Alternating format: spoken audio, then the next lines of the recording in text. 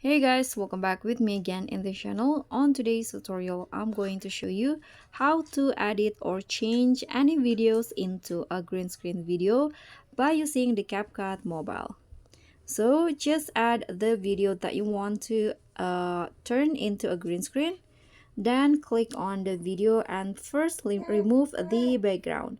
So go to the remove BG option and just use the auto removal. Wait until the background is fully removed from the video like this. Don't forget to click on the check icon. Just wait until the process is finished. And after that, what you need to do is just change the background into a green screen. So here, let's find a background option. Click on the color and just swipe until you find the green color. Okay, I'm going to use this one. I think this,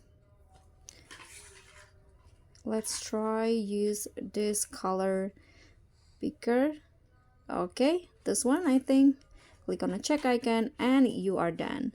So guys, that's all from. Thank you so much for watching. Don't forget to like, comment and subscribe. Also click on the thanks button. Bye.